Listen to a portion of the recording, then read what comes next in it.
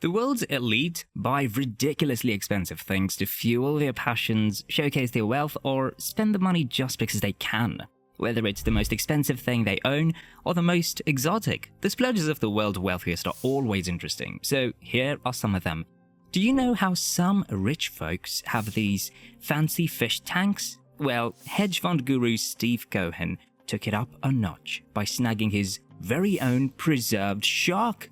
Back in 2004, Cohen dropped a hefty sum to add a seriously unique piece to his art collection, a massive 14-foot tiger shark soaked in alcohol and formaldehyde.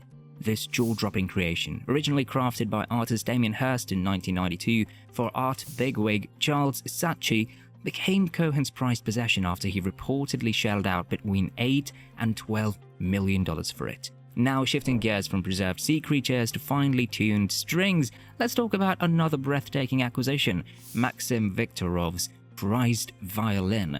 Back in 2008, amidst the glitz and glamour of Moscow's elite, a rare event unfolded. Maxim Viktorov, a prominent lawyer and esteemed figure among Russia's upper crust, unveiled his latest treasure, a Guarneri del Gesù violin. This exquisite instrument, crafted by the skilled hands of Giuseppe Guarneri del Gesù during the 18th century, is one of only 150 such violins known to exist in the world today.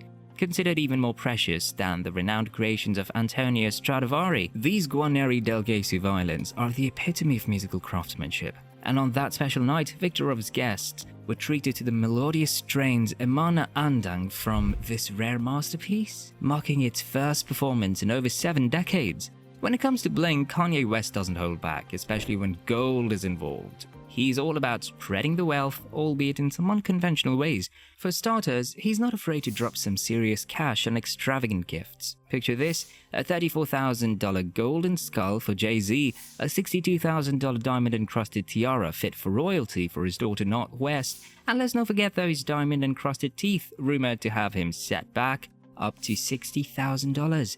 But Kanye's love for gold doesn't stop there. He and his wife Kim Kardashian have taken luxury to new heights by glamming up their home. How so? Well, they reportedly splurged a cool $750,000 on not one, but 4 gold-plated toilets. And that's not all. They dropped another $750,000 on top-of-the-line Electrolux gear and even decked out their fridge freezer with Swarovski crystals for that extra touch of opulence. When it comes to Kanye, it's clear that ordinary just won't cut it. When it comes to indulging in passions, the wealthy often spare no expense. Take William Koch, for example, the lesser-known Koch brother who shares his siblings' penchant for success and also harbors a deep love for Wild West history.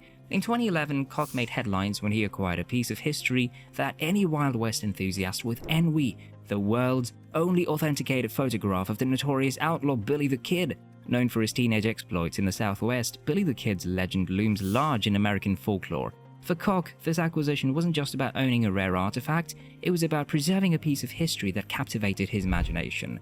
And with a price tag of $2.3 million, it's clear that for Koch, passion knows no bounds when it comes to capturing a piece of Wild West's storied past.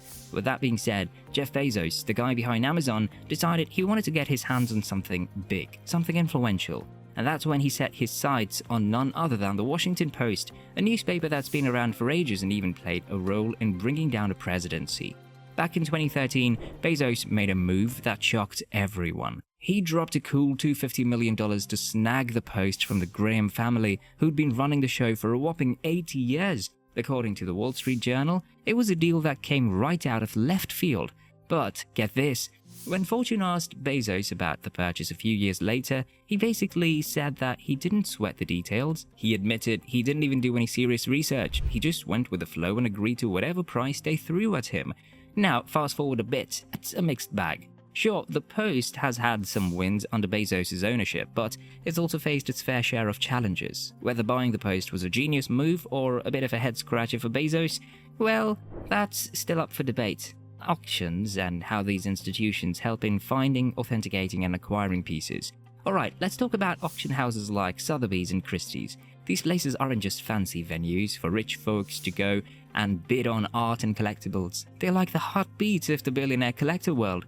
First off, these auction houses aren't just about the big public auctions you see in movies. Sure, those do get a lot of attention, but there's a whole other world of private sales happening behind the scenes. Billionaires often turn to these auction houses to discreetly buy and sell rare treasures without all the fanfare. But when it comes to the big-ticket items, those high-profile auctions are where the real action happens.